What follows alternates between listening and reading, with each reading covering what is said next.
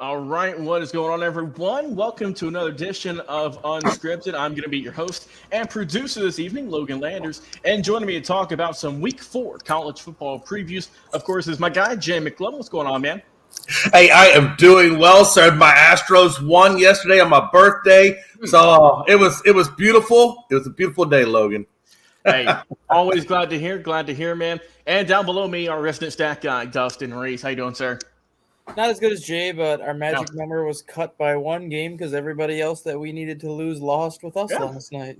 Hey, sometimes that's just how it crumbles, man. But hey, like I said, one step closer to the postseason, as well as the majority of us here at Unscripted. So once again, that's going to be coming very, very soon. The MLB season has, I believe, around 10 or so games left. Not a whole lot at all. We're getting into the nitty-gritty, see who's going to get in, who is not going to make it. But before we get started today, if you enjoy the episode, like, comment, share, and subscribe on the following social media platforms: Facebook, X, formerly known as Twitter, as we all know, TikTok, YouTube, and on Twitch. We post content there every single week with some tremendous work by myself, Frankie J, Stat Guy, and everyone else on Unscripted. Absolute pleasure working with all y'all each and every single week. Well, guys, let's just get into it. Week 4, college football preview. We picked some good games this week. A record. I will get it up next week. I will post on the air. Next week for Week 5, we'll have a running total of all of our predictions. That way we can at least keep track. So here it is. First one, SEC Showdown. Alabama Crimson Tide going up against the Ole Miss Rebels. Dustin, I'll let you kick things off. Who's winning this ball game? What's the final score? Well, I think Alabama's in trouble in terms of their longevity of their success this year. They decommitted from Jalen Milroe at quarterback last week. Looked absolutely garbage against South Florida, and we're honestly lucky to win that game at South Florida because they won 17-3.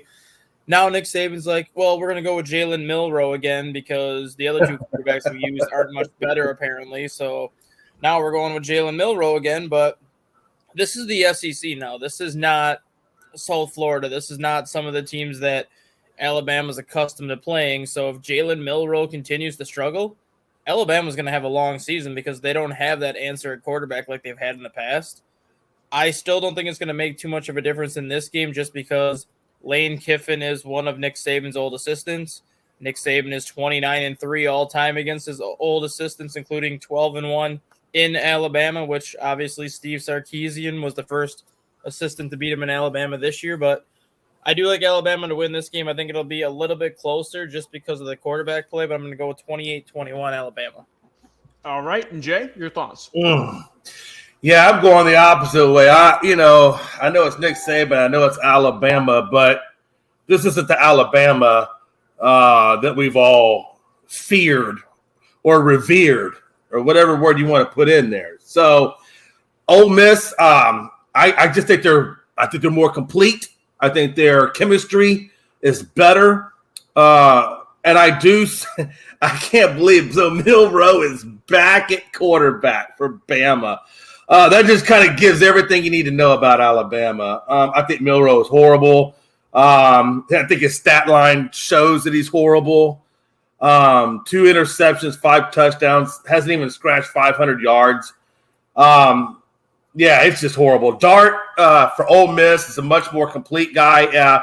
He's almost approaching 900 with 7 touchdowns and a pick. But the one downside for Ole Miss is he's also their leading rusher.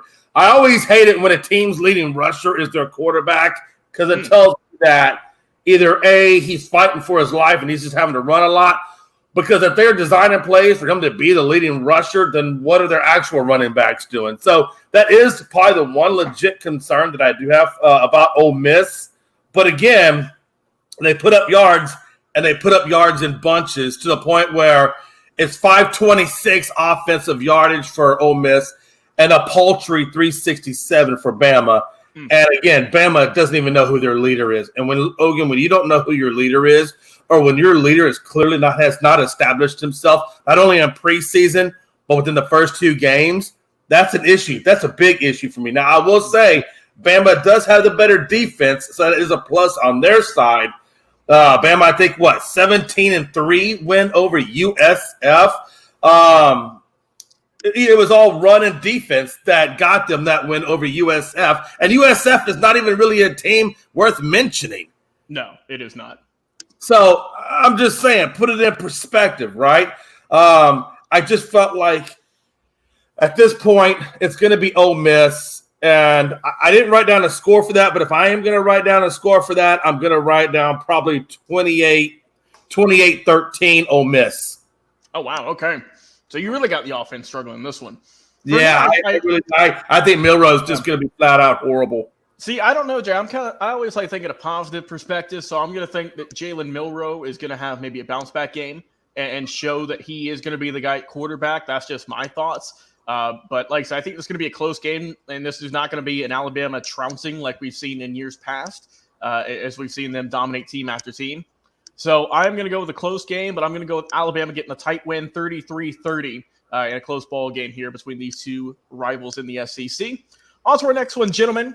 One that everyone's talking about, Colorado taking on Oregon. We all know Colorado. Not going to be with Travis Hunter, one of their best players this week. Can Shedeur Sanders pull it off? Will their offense be enough for the Buffaloes? Jay, you go first.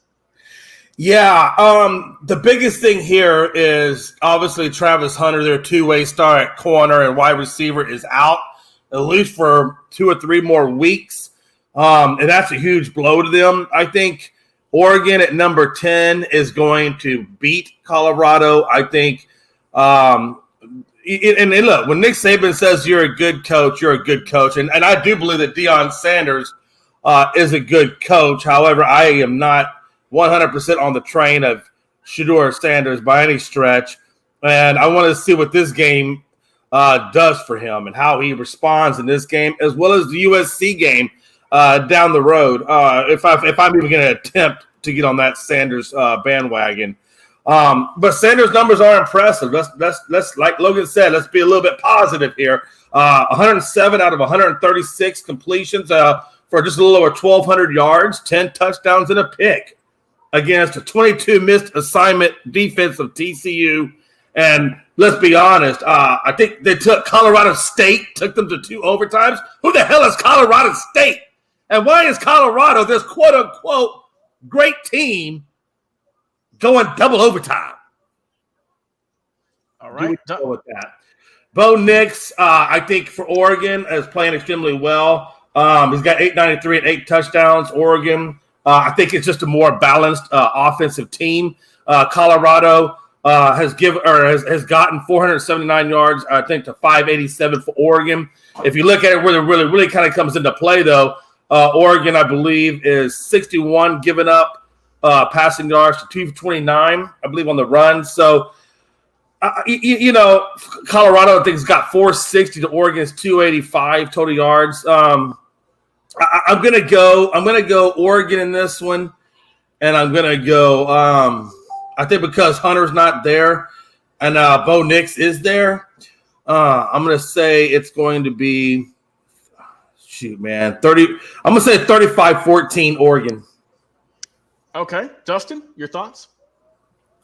Everyone wanted to see what would happen if this Colorado team, if Shedeur Sanders could face adversity and what was going to happen. And we saw it last Saturday. They faced adversity last Saturday. They found a way to win. Granted, it probably should not have been as close to a game as it was, but Colorado did have turnover issues in that first half, kind of before figuring it out. But this is going to be Colorado's first real test. And not only that, this is on the road. This is not in Folsom Field in Colorado.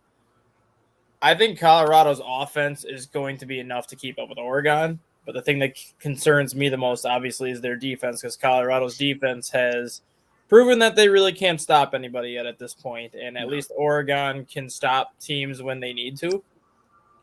I think this might be one of the highest scoring games of the college season, honestly.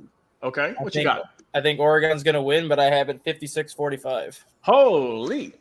Man, that's a hell of a lot of offense. Hey, it is, Jay. It is. But yeah. For it.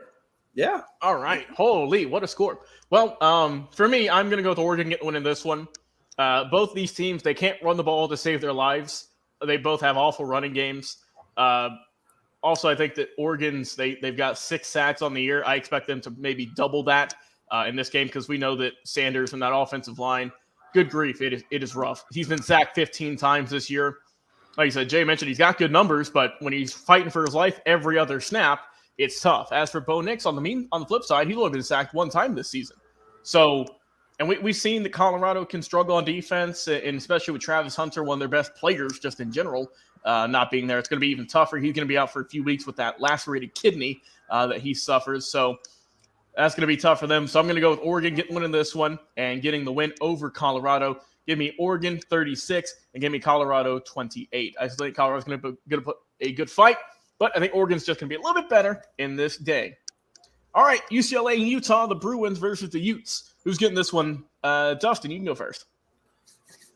As much as I'm not surprised that the Pac-12 is folding after this year, these are the games that I'm going to miss when the Pac-12 is not around anymore. The USC-UCLA rivalry is still going to stay there, but Utah and USC is not going to happen anymore. Oregon State and Oregon is not going to happen anymore. And like a lot of these good Pac-12 rivalries are no longer going to happen after this year. So if you have a chance to watch them this year, this might be the year to do it. UCLA is kind of that classic team that does really well off the start. Then they face kind of their first real test. They lose. They go into a little bit of a tailspin, and then they kind of bounce back towards the end of the year. Utah is always one of those teams that is overlooked. But then they go and hand USC both losses last year. They handed USC 2 losses the year before that. So I don't understand why people always overlook Utah. Maybe it's because it's not seen as like that sexy school like a lot of these other schools are when it comes to the top 25 rankings. But Utah's a very good school. Very good team. Cam Rising should be back at quarterback this week after missing the last 2 weeks, and Utah still won both games without him. I like Utah in this one, 31-21 over UCLA. All right, Jay, who you got winning this one? Yeah, this is, like Dustin said, this is a very interesting game to me. I know Utah's ranked 11 and UCLA is ranked 22, and both teams are 3-0. But initially I was kind of thinking Utah, but no, you know what? I really believe it's going to be UCLA getting the win. 21-10 is how I see that. I think that Utah's biggest downfall is probably the fact that they are a specifically run-heavy team. And I think they're kind of one-dimensional on that offense. And behind Jackson, I think he's got, 213, I think, yards as their leading back. I think UCLA, in their strength, is that they have a more balanced attack. Offensive yards, if you look at it, UCLA is at 527. Utah is around 357. And it's just because they're at 357 because they don't have as much of a passing game. They're specifically run-heavy. So I think UCLA, though, where I think it could be interesting is that UCLA has only allowed 70 yards rushing. Now, again, Utah probably has played a little bit more competition, but when you got UCLA's defense only giving up 70, and that is Utah's strength, I think that's where Utah is going to falter. And I understand that Utah has a tougher schedule, but at the same time, I think this is going to go straight up UCLA's way, and 21-10 is how I'm calling it. Ooh, okay. Yeah, this one, it's a tough matchup, honestly. I mean, these are both really good teams, but for me, man, this is really just a coin flip. I'll go with UCLA getting the win in this one. I'm having it close, though. Give me UCLA 27. Give me Utah 20. I think this is really going to be a good game. And like Dustin said, hopefully Utah can get their quarterback back fully healthy, and we'll see what he can do this game. And for UCLA, let's see what the Bruins can do. All right, Florida State Clemson ACC rivalry here. Who's winning this one who's winning this game? Jay, I'll let you go things first. Is it going to be the Seminoles or is it going to be the Tigers? Yeah. Whew, holy cow, man. So, Clemson obviously took that loss to Duke. But anytime you lose to Duke, I just automatically lose faith in you. It's very hard to get it back. FSU has come out strong, ranked number 4 right now, behind Texas, and they're obviously off to a 3-0 start. Both teams do have a balanced attack, but I just think that Clemson, they're just not going to have enough to take this. I didn't write down too much on this, so. Obviously, I'm going to give this to FSU. I do think it's going to be a close game, and I do think maybe it will be because of the balanced attack, a little bit high scoring. So I'm going to go 49-35. Wow. Okay. Justin, do you also have a high scoring game? Not quite as high scoring as Jay, but like Jay was saying, anytime you lose to Duke in football, it's kind of a slap in the face. Granted, Duke is 3-0 this season, so they are playing much better. But Clemson's angry, and they've had 2 weeks now to kind of fester in that anger because they did not play last week. That's a good point. So having a very angry Clemson team is never a good thing. Florida State escaped Boston College last week, 31-29, and probably one of the more surprising games of the weekend because I think a lot of people expected Florida State to just roll right over Boston College, get the 3-0, and kind of set themselves up where they could potentially rest some of their starters heading into this game. Coming into the season, my pick to win the ACC was Florida State. Okay. And it just kind of sucks that they have to play Clemson at the beginning of the year because whoever loses this game is probably out of the ACC conference championship contention. I think ultimately it's going to come down to the quarterback play, and I've seen a little bit more out of Jordan Travis this year than I have out of Clemson's quarterbacks. Because of that, I'm going to go Florida State 34-28 in overtime. Overtime. All right. I like that. I do. I like that. All right. For me, like I said, this is going to be a good matchup. Dustin, great point mentioning that Clemson has had a week to fester and, control their anger, hopefully. But I don't know. I think you're right. I think just the quarterback play is going to be the key for this one. And I like Jordan Travis. I think he's a really good player. So give me FSU. Give me the Noles in this one. 31-28 in the victory. Florida State moving on and continuing to be in the top 5. And our final game here, we're going to cover the Fighting Irish in Notre Dame taking on the Ohio State Buckeyes in a just absolutely tremendous matchup. Jay McLovin, you have the floor first, sir. Who's winning this one? Yeah. This honestly, outside of watching my Longhorns, this really is a very interesting game that I really like a lot. I think it's going to have a lot of sparks, and I think it's going to have a lot of energy. Notre Dame is 4-0. Ohio's 3-0. I got this going Ohio's way, 35-28. You got number 6 versus number 9. This is the 7th meeting between these two guys. The first meeting was in 1935, so it goes back a while, but they have not played a lot against each other, and I think that's another reason why, I'm good to see the Fighting Irish and what they can do in this. I think Ohio has owned Notre Dame the last few times, so I think Ohio only plays Michigan and Penn State left after this in terms of, I'm talking about, the competitive games. They have more games, but those are the 2 next big games for Ohio. So I think both teams, have a good balanced offense. They really do. Hartman is slinging the rock for 1,000 yards and 13 touchdowns for Notre Dame. So I look to see that as their shining star. The shining star for Ohio to me is Harrison Jr. And those 300 receiving yards that he's put up. I mean, he's just lighting it up. McCord for Ohio, he's got a pedestrian around 800 for 6 touchdowns and a pick. So he doesn't turn the ball over. Really, neither team turns the ball over a whole lot. So I think that's going to be huge to see what defense can actually outshine the other offense, right? So I look for that to be one of the biggest things. And can they contain the run and pressure the quarterback for Notre Dame versus Ohio? So Notre Dame is going to have to really come out and put the pressure on McCord and contain the run game. And if they can do that, then I think they do have a good shot at beating Ohio. But honestly, at the end of the day, I still think Ohio is just a little bit better than them, and I got them 35-28 over Notre Dame. All right, Dustin, who's taking this one? Well, this is the game of the week in the country this week by far, and I don't think it's close. Obviously, Oregon and Colorado kind of has the juice to it because of Coach Prime, but when you look at rankings and everything, this is the game of the week. Last week, these teams met in week 2 or week 3. I think it was week 2, yeah. September 3rd last year they met. Notre Dame went into Ohio State, led 10-7 at the end of the first half, led 10-7 with about a minute left in the third quarter before Ohio State ripped off 14 straight points and won 21-10. So Notre Dame took a very talented Ohio State team pretty much down to the wire last year without really any sense of great quarterback play. And that's kind of the thing that has hindered Notre Dame the last couple of years is they've had the talent, they've had the defense to be a top 3, top 4 team, but they have not had the quarterback. They have the quarterback now. His name is Sam Hartman, and Sam Hartman is playing extremely well for Notre Dame right now, and he's kind of added that element that they have not had the last couple of years. Ohio State is Ohio State. They're going to always be a talented team. They're always going to finish in the top 5, top 10 in the country. But their quarterback group that they have this year is not C.J. Stroud. It's not Justin Fields. It's not some of these quarterbacks that they've had in the past when they've been as dominating as what they have been. Because look at the first 2 games of the year for Ohio State. They really were not that impressive. And even their win last week, yes, it was a much more impressive win, but it was really only a 20-minute stretch where they looked like the Ohio State everyone expected them to look like. And then the rest of the game, it was kind of back to that pedestrian style football that they had the first 2.5 weeks. This game's going to go down to the wire. I have Notre Dame winning at 20-17 just because I think Sam Hartman makes the difference. And I said it on this show a couple weeks ago that because of Sam Hartman, Notre Dame will be in the college football playoffs at the end of the year. All right.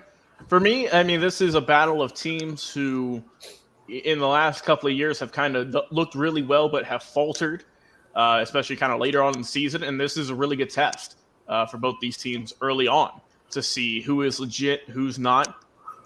And look, let's be real here. Most of the time, it's Notre Dame who falls apart quicker than Ohio State. But you brought up a great point, Jay, as well as Dustin. They've got a very good quarterback under center now in Hartman in Notre Dame, and I think he's looked better as opposed to Ohio State with their core. Don't get me wrong, I do love Marvin Harrison Jr. That dude is an absolute monster. But for me, man, I'm gonna have to go Notre Dame. I don't have anything against Notre Dame, but I think that just years and years of seeing them get far but then fall short, I think it's a different tide this time. So give me Notre Dame winning this game. I'm going to go 24 and give me Ohio State 17 in this matchup. It's going to be a great one to watch. And, man, it's going to be some good football to watch this weekend. Any final thoughts, Jay, before we get out of here? Yeah, my final thoughts are this. And I'm just going to go to baseball super quick. That AL West is about to get lit over the next week. You literally have Seattle. Seattle is going to be playing Texas and Houston the last 3 series before the playoffs. Now, I'm just saying, if I'm a Seattle fan, that is one hell of a tough schedule between now and playoffs. And same thing, vice versa for Texas, man. It's going to be a damn shootout all the way to the end, Logan. All right. And Stat Guy, anything you want to talk about? For those of you who haven't heard the news yet, the USFL and the XFL are close to merging together to make one spring league as opposed to 2. There's been a lot of discussions as to how many teams there's going to be. Some think there's going to be 10 teams. Some think there's going to be 12 teams. But according to reports out of the USFL camp last night, I think around like 1 o'clock in the morning, it will be a 16-team spring league. So all 8 teams from the XFL will come over. All 8 teams from the USFL will come over, and it'll be a 50-50 ownership split between the 2 groups. There will be some teams relocating, so Houston will not have 2 teams. They will have 1. I think they said the Houston Roughnecks are expected to move to Tulsa to become the Tulsa Roughnecks, leaving the Houston Gamblers in Houston. Vegas Vipers look like they're going to be heading to San Diego or Oakland. And then there'll be a couple more moving parts in general, but it's going to be a 16-team spring league. All right. Well, hey. I'm glad they kept the Gamblers. I like Roughnecks, but Gamblers, I mean, that's all the way back to Jim Kelly in the old days, man. And I love the Gamblers. Yeah. Well, hey, like I said, some great news around the sport. Like I said, Dust, I know you have an article going up very soon talking about the USFL and the XFL potential merger that looks like it's going to be happening very shortly. Jay, hey, good luck out there in the AL West, man. It's been a rough race through the whole season. And I know you and Oz are going to be battling it out for these next few days in the AL West. Well, guys, if you enjoyed the episode today, once again, like, comment, share, and subscribe. Dustin, Jay, appreciate you coming on as always. I've been your host and producer, Logan Landers. Enjoy the rest of your night, everyone. We'll talk to you again on another episode of Unscripted.